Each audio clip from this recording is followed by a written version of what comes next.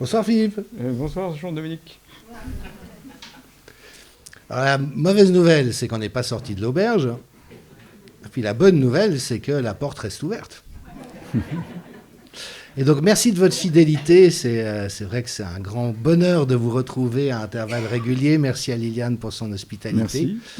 Parce que c'est un work in progress et c'est vrai qu'il n'est pas d'autre, comment dirais-je, chemin dans la vie que d'essayer de faire cas de ce qui nous arrive, de donner du sens, de voir en quoi ça vient nous confronter intérieurement, nous pousser parfois dans nos derniers retranchements pour rester en contact avec nos valeurs fondamentales.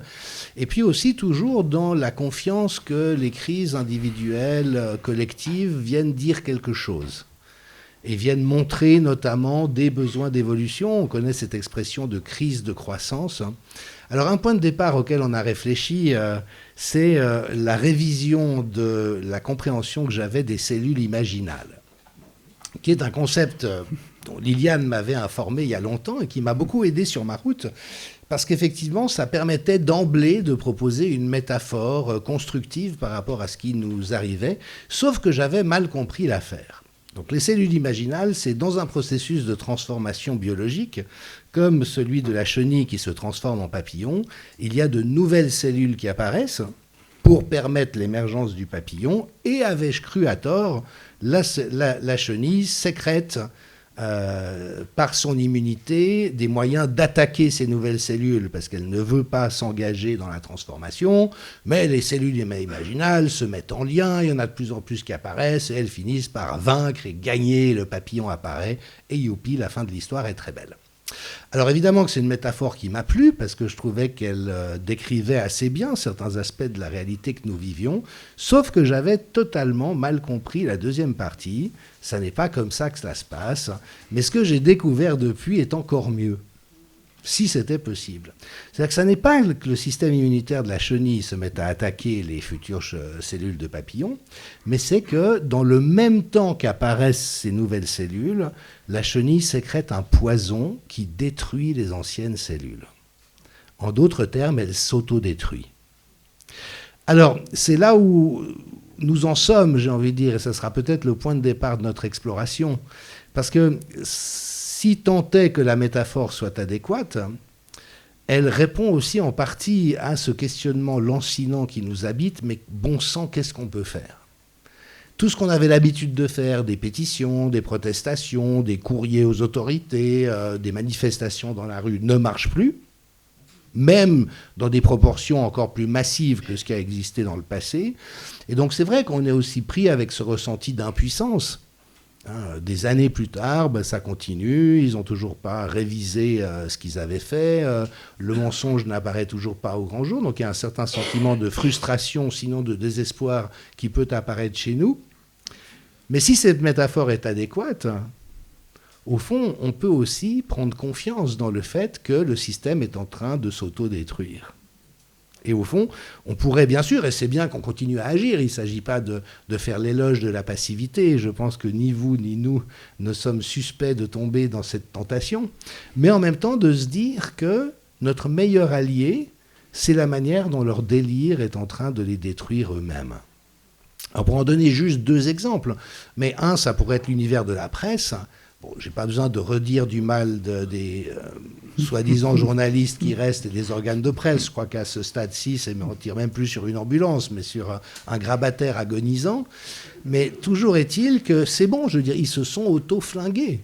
Donc il n'y a plus que de très vieux boomers complètement abrutis qui attachent encore la moindre importance à ce qu'ils sont en train de raconter. Mais en ce qui concerne la société dans son ensemble, c'est bon, le travail est fait. On n'a pas besoin de leur taper dessus davantage. Ou un autre élément, c'est la question vaccinale, pour laquelle on observe qu'aujourd'hui, la méfiance vaccinale n'a jamais été aussi élevée. La méfiance vis-à-vis de la médecine industrielle et pilotée par intelligence. Donc vous voyez, ils sont par leurs outrances en train de créer leur propre autodestruction. Alors ça ne veut pas dire qu'on ne doit pas mettre des petits coups de pied de l'âne ou des petits croche-pattes en cours de route, ne serait-ce que pour le plaisir. et pour notre propre santé mentale. Hein. Mais en même temps, peut-être pouvons-nous être nourris d'un certain optimisme possibiliste, dirais-je, pour faire plaisir à Philippe, hein, quant au fait que, vous voyez, la chenille sécrète son propre poison. Et c'est ce qu'on voit aujourd'hui. Donc la question, à certains égards, sera comment est-ce que nous nous situerons une fois que l'effondrement aura achevé de se produire, hein, sachant qu'a priori, c'est pour dans pas très longtemps. Quand on voit notamment la situation de la France, c'est bon, ils sont en train de plonger et voilà, ça va venir assez rapidement. Donc voilà, c'est une hypothèse de travail bien sûr, mais qui, si elle est vraie, devient quelque part rassurante, c'est-à-dire que cette espèce de monstre délirant est engagé en fait dans une forme d'autodestruction.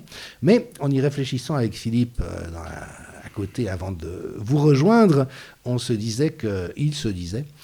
il nous disait que cela ressemble beaucoup à une bifurcation. Donc, Maestro, est-ce que tu es d'accord de nous expliquer ce qu'est une bifurcation et en quoi ce que nous vivons semble s'inscrire dans cette perspective?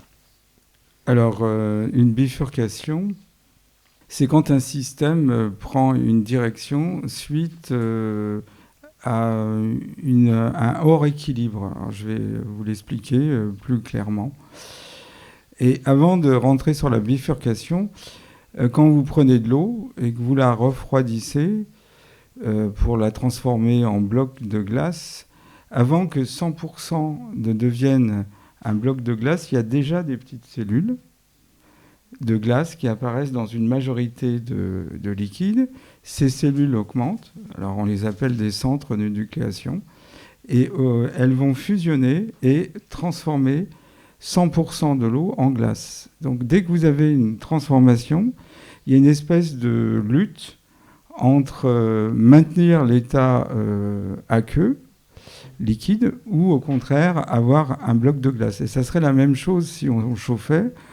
À ce moment-là, il y aurait des bulles de gaz qu'on appelle des clusters, de triste réputation, j'ai envie de dire, qui apparaissent, qui vont fusionner et transformer la totalité de l'eau en vapeur. Alors le concept de bifurcation est né en Belgique. C'est un Belge d'origine russe, Ilya Prigogine, qui est un spécialiste de la thermodynamique. Alors ce que nous vivons, on est hors équilibre, c'est le moins qu'on puisse dire. La société est soumise à des pressions qu'elle n'avait jamais connues. Pressions d'ailleurs qui nous font voir l'envers du décor, comme vous avez pu le constater. Alors imaginez deux plaques qui peuvent avoir des températures différentes. Une plaque inférieure qui sera portée à une température plus élevée qu'une plaque supérieure. Et entre les deux plaques, on met un liquide avec une certaine viscosité. Donc, tout le monde sait que la chaleur va de la source chaude vers la source froide. Donc, la plaque inférieure étant plus chaude que la plaque supérieure, vous allez avoir un transfert thermique. Et plus qu'un transfert thermique, ça va entraîner les molécules du liquide en même temps que la chaleur va rejoindre la plaque supérieure. On appelle ça un mouvement de convection. Donc, qu'est-ce qui va se passer? Les molécules emportées par la chaleur, par le transfert thermique, vont atteindre la plaque supérieure plus froide. Et quand un liquide est plus froid, il est plus dense, donc plus lourd. Donc, vous allez avoir un mouvement de montée, de descente, et ça crée ce qu'on appelle des instabilités de Rayleigh-Bénard. Et donc, le liquide va prendre des formes. Alors, on a des cellules qui ont, pour simplifier, on va dire hexagonales. Et donc, les cellules vont avoir un sens de gyration. Vous allez voir où je veux en venir. Si la première cellule qu'on va représenter par un cercle tourne dans le sens des aiguilles d'une montre, toutes les cellules impaires, 1, 3, 5, 7, etc., vont tourner dans le même sens. Et les cellules impaires vont tourner en sens inverse. Et donc, si vous prenez deux cellules juxtaposées, elles tournent dans un sens giratoire inversé. Donc, c'est deux sociétés, mais avec une logique complètement différente. Et je trouve que ça illustre bien ce que nous vivons. On a l'impression qu'il y a la cellule des citoyens qui tournent dans un certain sens et la cellule des élites qui tourne en sens inverse. Alors, tant qu'on maintient la chaleur, les cellules perdurent. Quand on arrête la chaleur, les cellules disparaissent.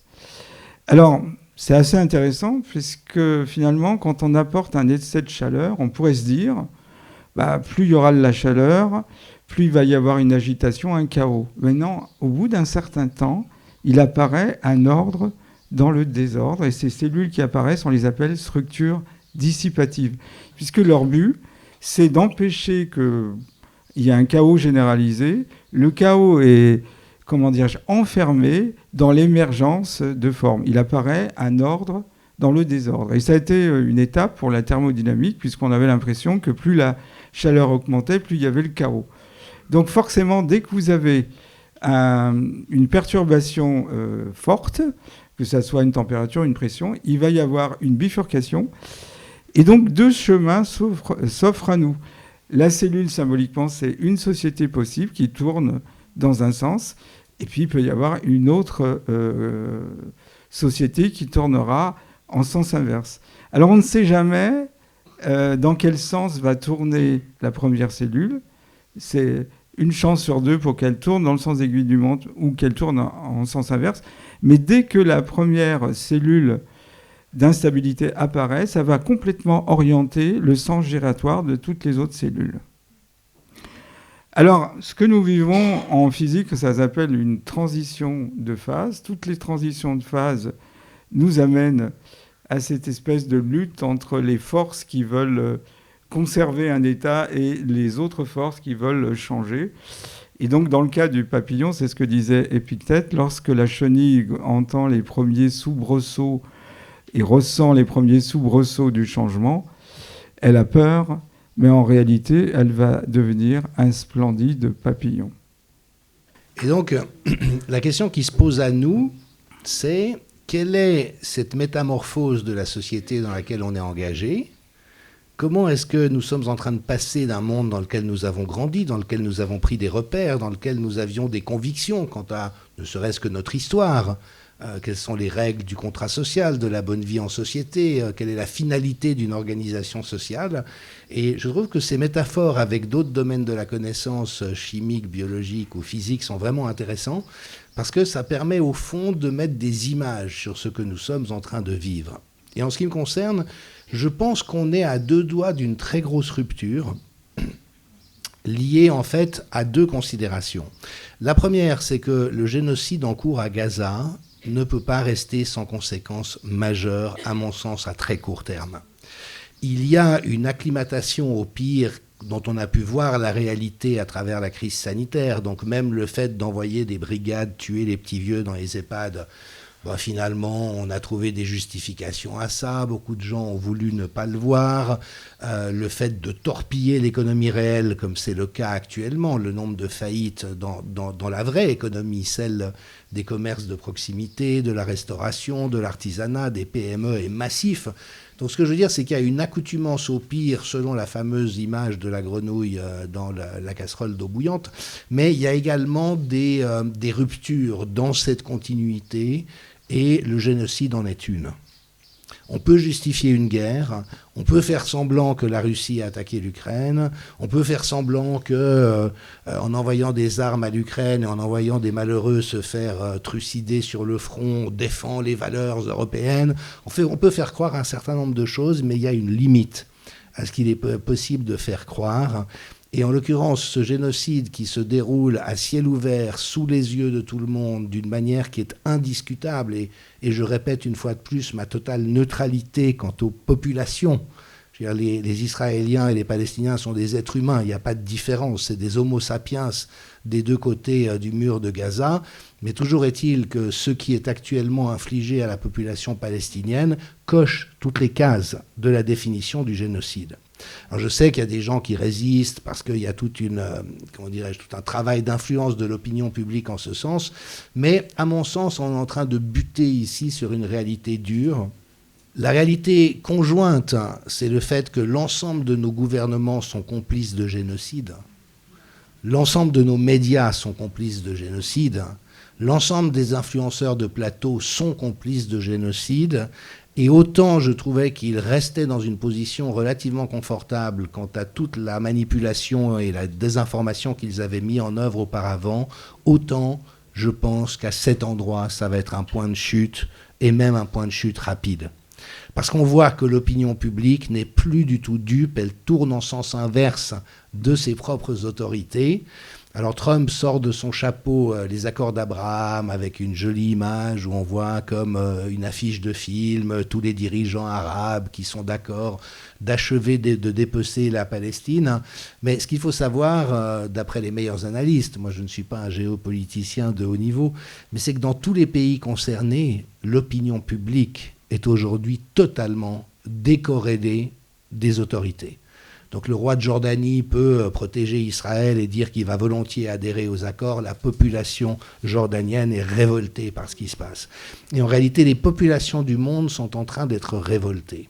Et ça, à mon sens, c'est le point de rupture. Alors, comment dirais-je, c'est le plus triste et le plus consternant des points de rupture. Faut-il encore et encore dans notre espèce qu'on atteigne des extrémités pareilles pour que des réveils ou des sursauts de conscience puissent se produire? Mais d'un autre côté, il faut bien voir que cette question n'est pas celle de l'opinion publique, c'est celle de l'emprise des élites. Parce que l'opinion publique, elle est déjà ouverte à tout un ensemble de compréhensions et de réalités. Mais c'est ce jusqu'au boutisme des autorités qui sont prêtes à dire tout et n'importe quoi, à professer des idées qui sont simplement monstrueuses. Et puis dans ce renversement permanent, dans le côté amusant, c'est la tarte prise par Macron. Brigitte lui fout une tarte, c'est filmé par toutes les caméras, vous dites non, c'est pas une tarte. Comment osez-vous considérer qu'il a pris une tarte? Et Macron se chamaille, on a l'habitude de se chamailler. Si vous parlez d'hommes battus sur les plateaux, c'est que vous êtes un séditieux. Vous voyez, c'est ce déni de réalité, mais qui peut être amusant comme ça et qui peut l'être beaucoup moins. C'est-à-dire qu'Israël attaque l'Iran, assassine des personnes, des scientifiques, des dirigeants. Vous n'avez pas le droit d'attaquer les dirigeants d'un autre pays parce que ça vous chante de les assassiner. Et puis, le cœur unanime des gens compromis viennent vous expliquer « oui, mais c'est préventif. C'est une attaque préventive. » Oui, c'est pas tout à fait dans le droit de la guerre, c'est pas tout à fait dans le droit international, mais quand même, l'Iran, depuis 50 ans, est à 2 jours d'acquérir l'arme nucléaire militaire, donc une fois de plus, faites-nous confiance. Et là, vous voyez, l'incohérence devient intenable. Ça c'est la première perspective. Et puis la deuxième, c'est ce différentiel qu'on mesure mal en Occident entre la décadence dans laquelle nous sommes engagés, qui est profonde, qui est organisée. Le flux migratoire violent qui est organisé actuellement vers les pays européens, c'est sidérant. Parce que même à l'époque, des gens comme Mitterrand, comme le roi du Maroc, disaient « Attendez, on ne peut pas faire n'importe quoi en termes d'immigration ». Et quelques décennies plus tard, c'est complètement débridé. Et si vous relevez le fait que ça génère des problèmes, à ce moment-là, vous êtes un extrémiste de droite, néofasciste, etc., etc., alors que c'est juste anthropologiquement impossible. Imaginez que demain, il y ait 10 millions de Blancs en Côte d'Ivoire. Vous croyez que ça va se passer bien? Ça ne peut pas. C'est juste du bon sens de relever ça. Et une nouvelle fois, je n'ai rien ni contre l'immigration qui se produit depuis toujours. Nous, on était tous des Blacks à l'origine. On était tous des Blacks africains. On a blanchi en cours de route. Donc, ce n'est pas un anthropologue qu'on va faire croire que l'immigration est problématique. C'est comme ça depuis la nuit des temps. Mais pas n'importe comment, pas de n'importe quelle manière. Et on voit que tout ça est organisé par un agenda politique délibéré qui vise en quelque sorte à la destruction de la civilisation occidentale. Et on y viendra bien sûr avec Philippe, mais d'une manière, et c'est là le point que je voulais faire, qui suscite un mépris à travers le monde que nous ne mesurons pas depuis l'Occident. Alors, je sais qu'il y a des Trumpistes convaincus qui sont convaincus que Trump fait une partie d'échecs à long terme en jouant des coups extrêmement complexes. Il a effectivement un art de la tactique qui est indiscutable, mais ce que je dis, sans entrer dans ce débat-là où je laisse chacun avoir ses convictions, c'est que quand un type dit « on reprend les négociations, nous n'attaquerons pas », que droit derrière, il donne le feu vert à Israël pour attaquer, alors qu'il venait de dire « on va se donner encore 15 jours », puis que finalement, il dit, bon, on va quand même bombarder au passage. C'est une telle déconsidération de la parole que ça suscite un mépris dont on n'a pas idée à travers le monde. Il y a chez les Perses, il y a chez les Russes, il y a chez les Asiatiques un sens de la parole donnée, un sens de la contenance, un sens de l'honneur qui a totalement été dynamité en Occident. Et même s'il peut y avoir des justifications tactiques à telle ou telle position, cette espèce de politique spectacle débridée, où on peut dire « je vais assassiner le président iranien, évacuer Téhéran », puis après « non, je blaguais, hein, c'était pour la tactique hein. ». Ça peut sembler très habile depuis l'Occident, mais ça semble d'une indignité, d'une indécence, d'une obscénité totale vis-à-vis du reste du monde.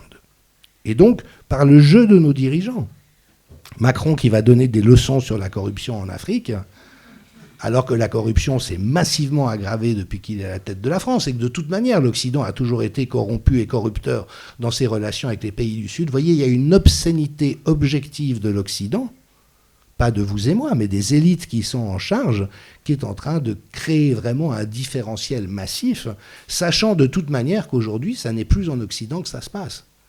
Allez voir des villes dans les pays du Golfe, en Chine, dans d'autres pays du monde, c'est en train de boomer d'une manière, mais nous, on est des attardés.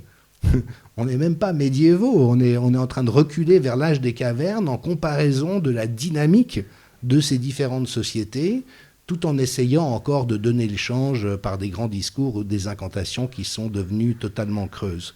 Et donc, ce que j'essaye de dire, c'est qu'il y a une énorme volatilité du fait des éléments que je partage avec vous. Et donc, on est vraiment dans ces systèmes de convection, en s'interrogeant sur quelles vont être les émergences, c'est-à-dire quel est le nouvel ordre qui va pouvoir être généré. Et puis, un paramètre, et peut-être que j'ai envie de te questionner là-dessus, parce que tu observes également les questions spirituelles et religieuses de manière assez intense. Chez nous, nous avons cet effondrement du religieux dont on peut se féliciter, étant donné les côtés un peu rabat-joie qu'il a eu à travers le temps. Mais le problème, que quand le religieux s'effondre quelque part, les idéologies profanes deviennent religieuses ou fanatiques. On l'a vu pendant la crise Covid. La science est devenue une religion. Il faut croire en la science. Il y avait un clergé sanitaire. Hein. Il y avait une inquisition qui spottait les hérétiques. Hein. Il y avait, donc vraiment... Donc aujourd'hui, nous sommes dans des systèmes profanes, mais qui deviennent complètement délirants. Et puis, malgré tout, un autre motif qu'on n'aborde jamais par rapport à l'actualité, qui est qu'il y a une eschatologie religieuse qui est en train d'organiser notamment ce qui se passe au Moyen-Orient, puisqu'il y a tout ce courant des juifs messianiques qui veulent hâter la venue du Messie, et ils sont sérieux, ce n'est pas une plaisanterie.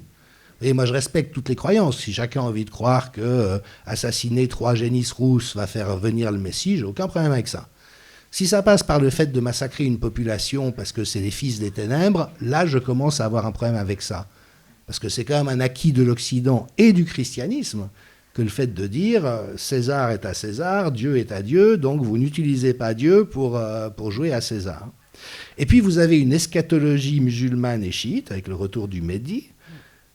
Les évangéliques sionistes américains sont convaincus qu'en soutenant inconditionnellement Israël, Ted Cruz l'a dit récemment au micro de Tucker Carlson, hein, on voit dans la Genèse que bénis sont ceux qui soutiennent Israël. Alors Tucker Carlson lui a quand même fait remarquer, mais attends, Israël de la Genèse, tu penses que c'est Netanyahou aujourd'hui ? Mais pour ce type-là, oui, bon, il est arrosé par l'EPAC, donc le lobby pro-sioniste. Mais enfin, quand même, il y a littéralement quelque chose de cet ordre. Donc, de manière très spectaculaire pour moi et un peu sauvage, on voit une résurgence de quelque chose de carrément théocratique, mais au sens le plus jusqu'au boutiste, mais d'une manière qui n'est pas du tout décrite ni par la presse, ni adressée par les politiques, à part quelques penseurs, dont Youssef Indy qui est venu ici et d'autres qui font ce travail de parler de ça, de dire « mais écoutez ce qu'ils disent ». Vous voyez, ça reste dans le non-dit. Donc Philippe, qu'est-ce que ça t'inspire, cette configuration ? Alors, plusieurs réflexions. La première, Lionel Soli, qui avait été le conseiller en communication de Nicolas Sarkozy, avait une formule, il disait « la réalité ne compte pas, seule la perception compte ». Donc ça fait des années où on nous commente de façon différente que ce qu'on voit le monde dans lequel nous vivons. Donc on est déjà depuis des années dans un monde virtuel. Alors évidemment, la religion de la fin des temps, c'est la science. Mais il y a toujours eu un lien entre politique et religion. Ça n'a jamais été complètement séparé. Et ce qu'on voit actuellement, notamment en Israël, on peut parler de théopolitique. Alors effectivement, toutes les religions monothéistes essayent d'accélérer la venue du Messie qui va accélérer la fin des temps, comme s'il y avait besoin d'un booster pour que les choses se déroulent plus rapidement. Alors en Inde, il y a un avatar qui est supposé revenir, qui s'appelle Kalki. Alors Kalki, il est né à Shambhala dans une famille de brahmanes.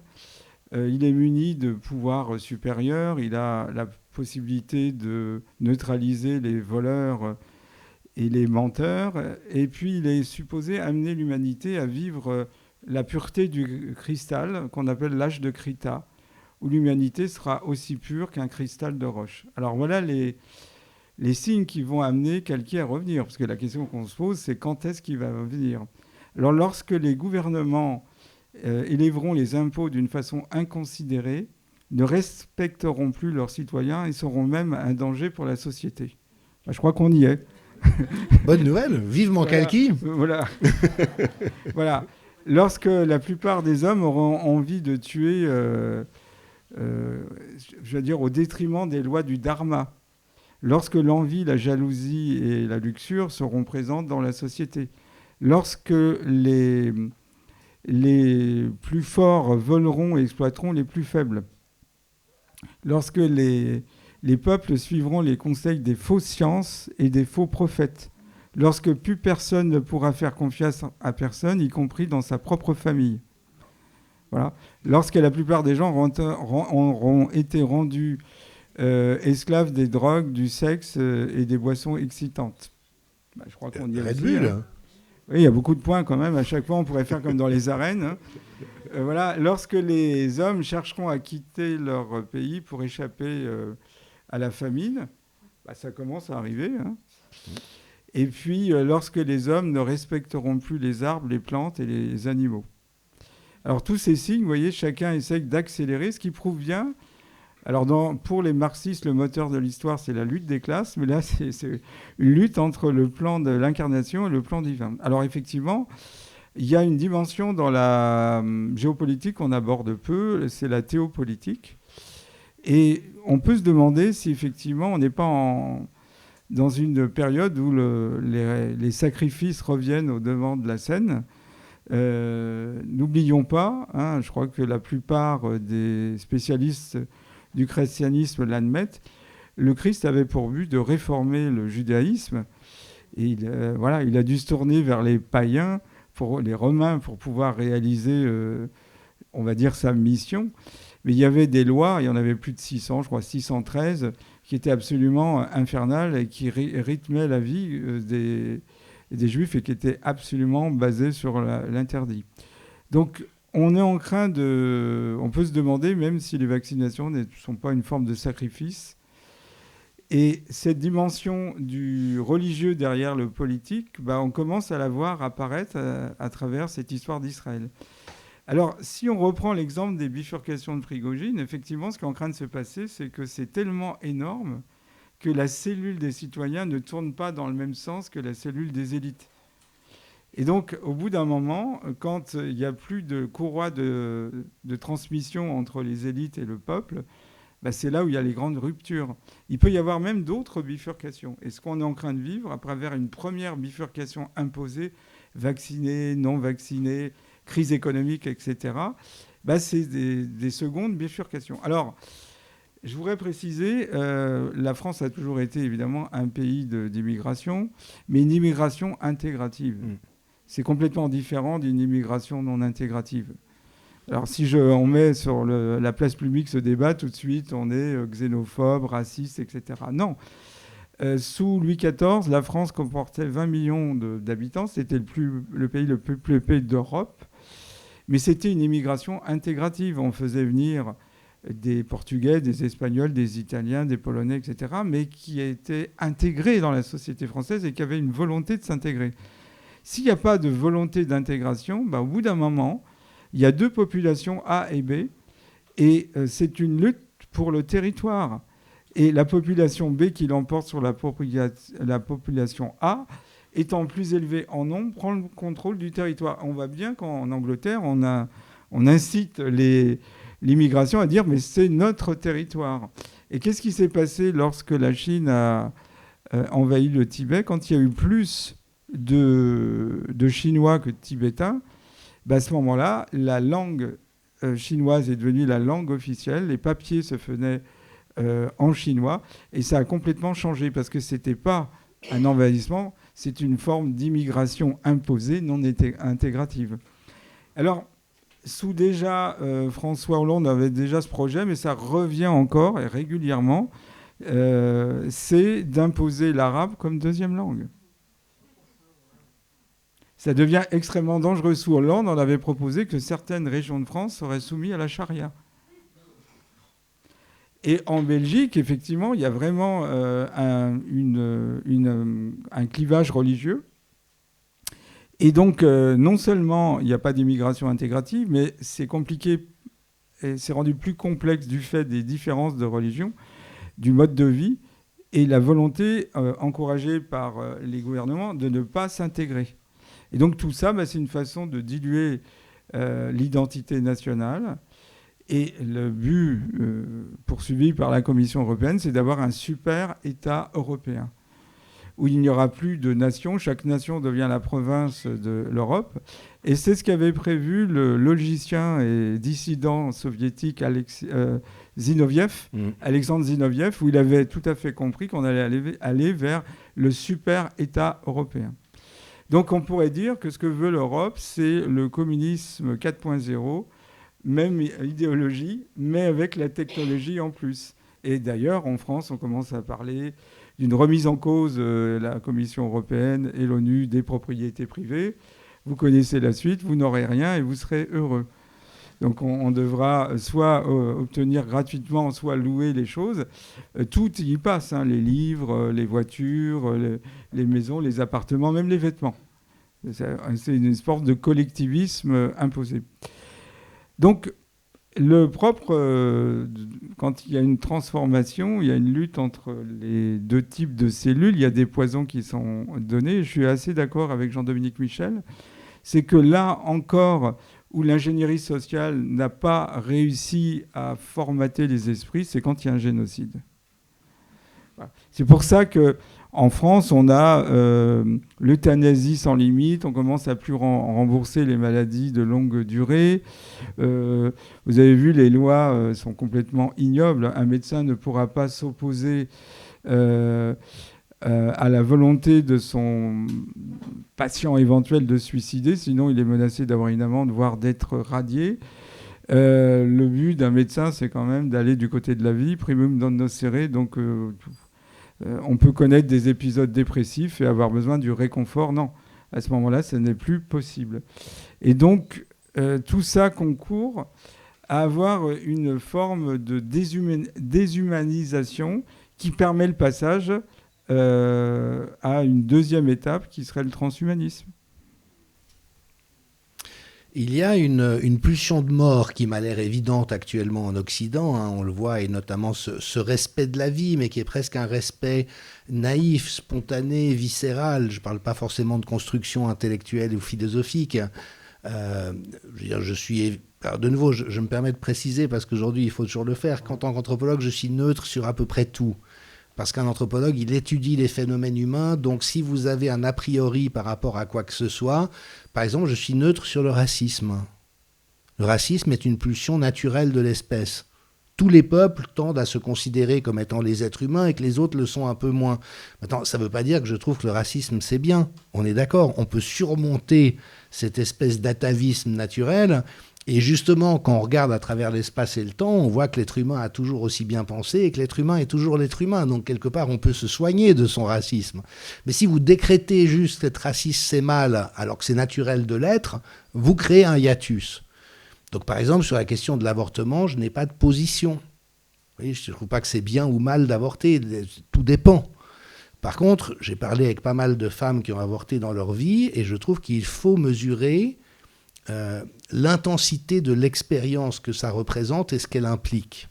Et en d'autres termes, comme d'ailleurs Simone Veil l'avait proposé à la tribune de l'Assemblée nationale en France, ne pas banaliser un acte.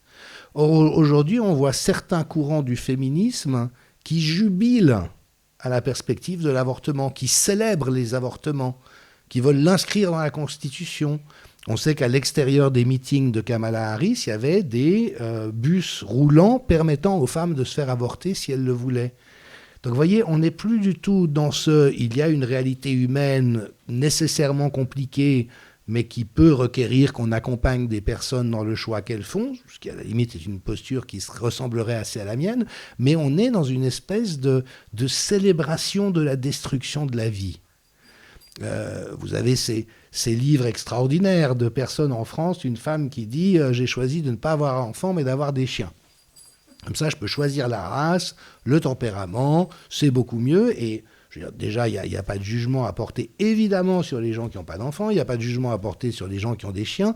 Mais c'est cette célébration on peut se dispenser d'avoir des enfants parce que c'est quand même un peu chiant. Et finalement, on est beaucoup plus heureux si on fait un autre choix. Et d'ailleurs, un chien, au fond, c'est pas très loin d'un enfant. Donc, on voit qu'il y a cette espèce de... Et ce qui est frappant dans ce mouvement, c'est que de nouveau, ce n'est pas un mouvement par défaut, ce n'est pas quelque chose à contrario. On voit qu'il y a une espèce de célébration de quelque chose qui va à l'encontre du programme de l'espèce et du respect de la vie. Et avec des mises en abîme extrêmement intéressantes. Par exemple, évidemment que je suis acquis au fait que la question du consentement aux relations sexuelles devienne un sujet de discussion pour les adolescents et les jeunes adultes. Ce n'était pas du tout le cas à ma génération, et ça mérite qu'on y réfléchisse et qu'on pose des jalons par rapport à ça. Mais quand dans le même temps, le style proposé aux jeunes filles est la professionnelle du sexe, comme si jamais ça la mettait en valeur, on est de nouveau dans un contresens absolu. Vous voyez ce que je veux dire ? D'un côté, on dit « oh là là, la masculinité toxique, le consentement, ceci, cela », puis d'un autre côté, tous les codes proposent une vision de la femme qui est totalement dégradante et qui est totalement à l'inverse de ce qu'on professe par ailleurs. Et donc, moi, je sens qu'il y a actuellement en Occident quelque chose presque d'un peu orgiaque, satanique, dans le fait de célébrer tout ce qui est le plus ignoble. Alors, on a vu des performances artistiques où on écrase des poussins sur scène, cette fameuse artiste ukrainienne très prisée de l'élite américaine qui met en scène des cadavres et des cannibalismes, et c'est la grande égérie des mouvements élitistes new-yorkais. Donc c'est vrai que ça frappe, parce qu'au fond, il y a deux hypothèses, mais qui peut-être convergent à cet endroit-là. La première, ce serait celle d'un satanisme réel de certaines élites, et que du coup, ils prennent plaisir au fait de diffuser quelque chose d'ennemi du genre humain, c'est la définition de Satan, et où le fait qu'une société a été tellement déboussolée dans ses repères, que même cette espèce d'humanité élémentaire qu'on retrouve partout ne tient plus. Parce que c'est vrai, quand on a l'habitude de voyager, on sait que toutes ces préventions, que parce qu'on sera ailleurs et auprès d'autres peuples, on sera en difficulté, sont fausses. Quand on est en difficulté n'importe où au monde, les gens sont serviables. Ils vous viennent en aide, ils vous hébergent chez eux, ils cherchent des solutions. Vous voyez ce que je veux dire ? Cette espèce d'empathie, de capacité coopérative fondamentale de l'espèce qui est à la base du fait qu'on ait survécu. Je rappelle au passage qu'il y a eu 2 goulets d'étranglement dans l'évolution de notre espèce où il n'y avait plus qu'à peu près 2000 individus homo sapiens. Vous voyez ? On a failli s'éteindre à certains moments. Et puis c'est reparti à la faveur de certaines conditions. Mais donc ces espèces de repères élémentaires aujourd'hui ont disparu. Et traduit de manière institutionnelle. Quand je me balade à Paris et que je vois des SDF partout, y compris avec des enfants, y compris des Français. À la limite qu'un Rome ait quitté l'Europe de l'Est et soit dans la rue, je ne suis pas moins triste de son sort, mais c'est quand même le biotope qu'ils ont adopté depuis des siècles, sans jugement de valeur. Mais quand on voit des jeunes Français de 18-20 ans qui vivent sur un carton, sachant la réalité de l'impact sur la santé physique et psychique du fait de ce genre de vie, de mode de vie, avec un président qui s'était engagé au fait qu'il n'y ait plus un seul SDF en France pour être élu lors de son premier mandat. Mais le point que j'essaie de dire, c'est que tout le monde s'en fout. Vous voyez, tout le monde fait semblant que ça ne pose pas un problème majeur, ça n'est pas dans les préoccupations, ça n'est pas souligné, les gens évitent de regarder quand ils passent. Donc on voit qu'il y a effectivement au niveau de l'Occident quelque chose dont je ne pense pas qu'il y ait d'équivalent historique. Il y a eu des décadences, il y a eu des effondrements, mais cette espèce vous voyez, d'effondrement d'une société entière dans la célébration du morbide, je trouve que c'est tout à fait stupéfiant. Donc elles tournent dans quel sens ces cellules et comment est-ce que tu penses que ça va se résoudre? Ben, ça tourne en sens inverse de la vie. Jusqu'à présent, il y avait un mouvement naturel pour célébrer la vie, aider son prochain, etc. Et on voit bien qu'on nous prépare à une forme de déshumanisation. Et c'est par dose homéopathique, l'avortement sans limite, on ne va plus rembourser les maladies de longue durée. En Angleterre, il y a longtemps qu'on ne rembourse pas la dialyse passé un certain âge, je crois que c'est 65 ans. Voilà, donc il y a plus cette vocation d'aider les plus faibles. Et donc ces deux choses qui suscitent aussi une mise en relation des citoyens les uns avec les autres. Si on pense au réseau Solaris, par exemple, qui a encore l'envie de s'entraider. Donc c'est la loi de l'action et de la réaction, c'est-à-dire que Hölderlin disait là où le danger croît, les moyens pour combattre ce même danger croissent également. C'est la loi ce qu'on appelle du balancier, quoi. Je crois aussi qu'il y a une préparation à l'idée que l'humain est mauvais. Or, comme Jean-Dominique, j'ai voyagé et j'ai vu des gens bons. Je veux dire, généralement, les gens sont bons. D'ailleurs, c'est ce que je dis à mon petit-fils, quand on rend un service à quelqu'un, on donne une pièce à un SDF, on devrait le remercier parce que ça nous donne une bonne image de nous. Voilà, il y avait cette notion aussi, c'est pas un acte gratuit, on se valorise en aidant. Mais il y a vraiment une volonté de considérer que l'humain, le cancer de la création, il est néfaste et il doit disparaître. Donc dans l'histoire de la peinture, il fut un temps où la nature était beaucoup plus grande que les personnages représentés. Et c'est avec Nicolas Poussin que ça s'est inversé. On commence à voir des personnages qui sont plus grands que la nature. Alors évidemment, je respecte la nature et je trouve qu'elle doit être respectée également. Mais il ne faut pas qu'à un moment donné, il y ait une compétition entre la nature au sens écologique du terme avec la nature humaine. D'ailleurs, vous voyez, quand on regarde, on est fait de carbone, hein, la chimie organique, donc les êtres humains sont faits de carbone, d'hydrogène, d'oxygène et d'azote. Si on porte haro sur le carbone, ça veut dire que vous êtes fait de carbone, donc vous êtes un élément nocif.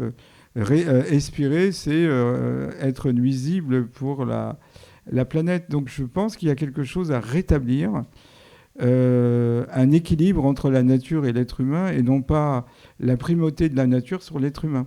D'ailleurs, on voit bien, dans une conférence, Bill Gates nous a fait une démonstration élégante de mathématiques. Il a dit, c'est simple, pour combattre le réchauffement climatique, il faut limiter la production économique. Puis, si ça ne marche pas, ça sera limiter les gaz à effet de serre à zéro.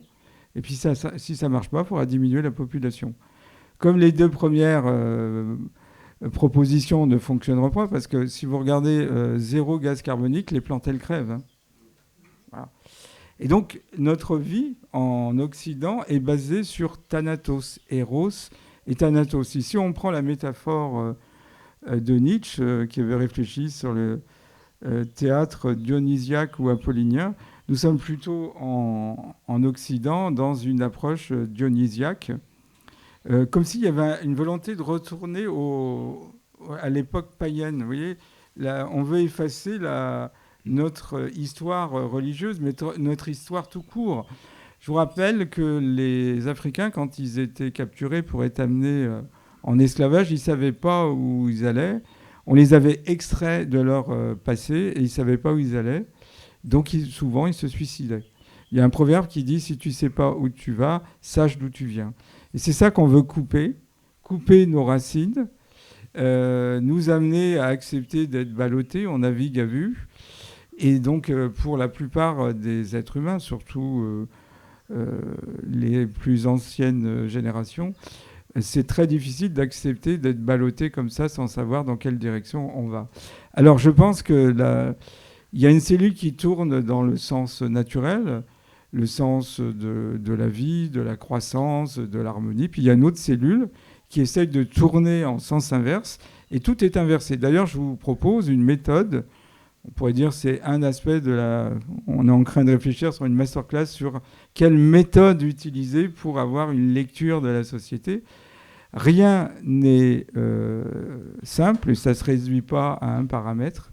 Donc quand vous avez quelque chose à un paramètre, ce n'est pas scientifique. Généralement, les facteurs scientifiques sont multifactoriels, et si vous inversez, vous avez souvent la vérité. Je vais limiter l'augmentation des impôts. Vous inversez, non, je vais augmenter les impôts. Je suis pour la vie, non, je suis pour la mort, etc. Et donc, c'est vraiment deux cellules, sauf que la cellule des élites a réussi à mettre les journalistes en jachère. Et donc, tout est déformé. Et on nous met dans un monde virtuel, une sorte de métaverse. Et je trouvais que la formule de Lionel Solly, qui avait été le conseiller, comme je vous ai dit, de Nicolas Sarkozy, la réalité ne compte pas, seule la perception compte, ils veulent nous donner un monde virtuel qui s'oppose à la réalité. Et souvent, d'ailleurs, on confond fait et opinion. Le fait reste un fait, il ne contredit rien. C'est le rapport au fait qui est discutable, et la plupart des gens se font formatés par les commentaires qui sont donnés, et le rapport au fait fait qu'ils finissent par nier le fait lui-même. Alors il y a un autre paramètre qu'il faut injecter dans notre réflexion, c'est celle de l'évolution technologique. Parce que c'est vrai qu'on est dans une grande révolution, ça ne vous aura pas échappé, et qui a évidemment ses bons côtés, ses mauvais côtés, ou ses côtés inquiétants et ses côtés rassurants. Côté rassurant, c'est que l'accès à l'information devient tellement ouvert que même avec des stratégies de censure ciblées, à mon avis, il y a quelque chose qui ne peut que leur échapper. Et on le voit maintenant. Par exemple, même sur toutes ces situations géopolitiques pour lesquelles la caste médiatico-politique désinforme massivement la population, vous pouvez aller sur YouTube et entendre tous les meilleurs analystes américains, anglais, allemands, français et suisses qui parlent de ces réalités-là, et ça n'est pas arrêtable. Vous voyez ce que je veux dire? Celui qui voudrait censurer ça, il est face à une galaxie qui est tellement immense qu'avant ce genre de technologie, c'était possible. Aujourd'hui, ça ne l'est plus. Alors ça ne veut pas dire que de manière ponctuelle, il n'y ait pas des étranglements de l'information ou des assassinats de gêneurs. On en voit quand même un certain nombre maintenant. On pense à Eric Densey récemment. Alors on ne sait pas comment sa fin s'est produite, mais enfin, ou le général de la Ward. Donc on voit quand même que il y a de la violence qui s'applique à certains endroits, mais dans un contexte qui devient, à mon sens, incontrôlable. Et ça me réjouit d'autant plus que ça ne concerne pas seulement les sujets un peu chauds sur lesquels il est important d'avoir un autre son de cloche que celui qui nous est servi, mais qu'au fond, ça concerne tous les domaines du savoir. Alors, un curieux de nature comme moi, évidemment, court un certain risque de tomber dans des formes d'addiction, parce que c'est juste extraordinaire. On a accès à tout. Les meilleurs historiens, les meilleurs cuisiniers, les meilleurs artistes qui viennent vous expliquer. Moi, quand j'avais 17 ans, j'étais batteur d'un groupe de rock, sans talent aucun. Je plantais des clous méticuleusement. Et je me suis acharné à l'envers du bon sens, parce que j'étais vraiment pas doué pour ça. Aujourd'hui, si vous allez sur une plateforme en ligne, vous avez des masterclass gratuites, des conseils, des descriptions, des comment... Je veux dire, à l'époque, mais j'aurais probablement même pu, moi, devenir bon avec toute cette information disponible. Et donc, je trouve extraordinaire, parce qu'au fond, c'est comme s'il y avait une espèce d'encyclopédie du savoir humain qui désormais était accessible et qui ne dépend plus de ces systèmes de contrôle du savoir, où si vous n'êtes pas à un certain endroit au contact de certaines personnes, vous ne pouvez pas y accéder. Et puis aussi, évidemment que vous vous en doutez, je vais lancer Philippe dans cette direction-là, toute la question de l'intelligence artificielle. Alors, elle pose bien sûr un ensemble de questions fondamentales et de dangers. Maintenant, pour l'utilisateur très béotien que je suis, je ne vous cacherai pas que je suis en train de voir énormément de bons côtés. Entre autres parce que j'ai une faculté critique. Et c'est là où ça se joue. Mais toujours est-il que je peux demander à l'un ou l'autre de ces moteurs de recherche, par exemple, de me faire une synthèse de la compréhension actuelle de telle question de recherche dans la littérature scientifique. Et ça va me produire quelque chose auquel je pourrais arriver, mais au prix d'une semaine de travail. Et dans l'ensemble, s'il n'y a pas d'enjeu politique, c'est bien fait. Là où ça devient compliqué, c'est qu'évidemment que déjà garbage in, garbage out, comme on dit, donc si c'est nourri avec de l'ordure, ça restitue de l'ordure. Donc tant que ces moteurs continuent à considérer certaines sources corrompues comme étant de la vraie information, ben, ils ne vont pas se différencier du journaliste qui fait la même chose. Et là, je crois qu'on est nombreux à avoir eu cette expérience. Par exemple, j'ai demandé à l'un ou l'autre d'évaluer la qualité de mon travail, des livres que j'ai écrits. C'est toujours amusant, et dire oui, bon, il dit des trucs, mais c'est quand même très controversé. D'ailleurs, l'OMS a dit l'inverse. Puis là, si je reviens à la charge en disant ouais, mais on sait que l'OMS depuis quelque temps est financée par des fonds privés, que ces fonds privés ont tendance à corrompre les organisations et puis il y a la corruption systémique, ben là, effectivement. Alors, un élément au passage que je me permets de souligner, parce qu'il est très amusant, c'est que ces intelligences artificielles, donc qui ne sont pas humaines, qui n'ont pas de sensibilité et de conscience, sont beaucoup plus courtoises que la quasi-totalité des êtres humains aujourd'hui. Donc, on peut dialoguer et débattre sans se faire insulter, sans agressivité, etc. Et d'ailleurs, souvent, Grog, que j'utilise pas mal, me dit « Ah oui, tu as raison, merci de m'avoir signalé ça, cela m'avait échappé ». Donc peut-être que par contre-coup, ça peut nous tendre aussi un miroir sur cette espèce de crispation dans laquelle nous sommes entrés et où, bon an, mal an, on met tout de suite de l'attention dans les choses. Mais toujours est-il que quand on le pousse un peu, là, ça devient intéressant. Parce qu'il complète, il complexifie, il sort un peu des ornières. Toutefois, la question cruciale, c'est d'avoir la capacité de questionner la machine. Parce que si vous restez dans du premier degré à juste vouloir la becquer, ça veut dire que dans un grand nombre de cas, ça va être bon, ça va être juste. Donc, chez le commun des mortels, ça va au fond renforcer la confiance que ce qui sort de la bécane est digne de confiance. Sauf que dès qu'on arrive sur un sujet, au contraire, il faudrait un sens critique, eh bien là, c'est complètement manquant. Alors ça, c'est un élément, parce que, de nouveau, moi je vous dis, je lui demande aujourd'hui des synthèses sur quelle était la position de Carl Schmitt sur la théologie politique, résume-moi ça en 3 pages, et c'est juste génial. Il faudrait que j'ai un assistant de recherche très compétent pour pouvoir obtenir un résultat de cette nature. Donc de mon côté, c'est extrêmement positif, mais quid par rapport à ce manque de méthode que tu indiques, si on a une démarche de connaissance, ça veut dire qu'on sait évaluer la pertinence de ce qui est rapporté, quid des risques de manipulation, et puis, je te charge la barque pour que tu en aies pour un moment, quid Merci. de ce constat qui, semble-t-il, est en train d'être fait, que les personnes qui utilisent le plus l'intelligence artificielle commencent à devenir paresseuses intellectuellement, et que comme avec les calculettes à l'époque d'ailleurs, c'est en train d'atrophier les capacités de calcul mental à l'époque, mais aujourd'hui simplement de réflexion, et que ça risque en quelque sorte de concourir à un abrutissement parce que une faculté qu'on n'utilise pas s'atrophie, et donc voilà, il y a peut-être une perspective beaucoup moins intéressante que le maigre usage que j'en fais qui se profile. Vous savez tous que les technologies sont Janus, elles ont un bon côté, un mauvais côté. Le couteau peut poignarder quelqu'un ou étaler délicatement du beurre sur une biscotte. On ne peut pas dire que le couteau soit meurtricide. C'est la main qui tient le couteau qui va lui donner une action bienveillante ou au contraire malveillante. Alors effectivement, on a constaté que, il a déjà abordé le problème, les gens de ma génération, on était entraînés au calcul mental. Il fut un temps où j'avais des techniques de calcul numérique, je pouvais extraire des racines troisièmes mentalement. Je ne suis plus du tout capable de faire ça parce qu'il y a eu la calculette. Et ce que je vois chez les jeunes générations, pas chez tous, c'est qu'ils ont de moins en moins de mémoire, puisque la mémoire, elle est dans le téléphone portable. Donc ce que j'ai vu, moi, c'est la fascination des gens qui découvrent la pluridisciplinarité.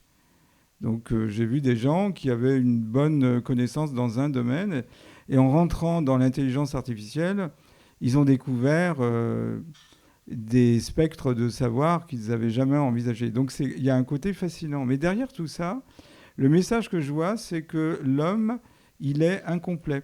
Donc il fallait être vacciné pour résister au Covid-19. Notre défense militaire n'était pas assez forte. Il faut être dopé au niveau de la mémoire parce qu'on n'a pas assez de mémoire. Il faut même être dopé d'un point de vue cognitif. Et d'une certaine façon, notre cerveau est insuffisant.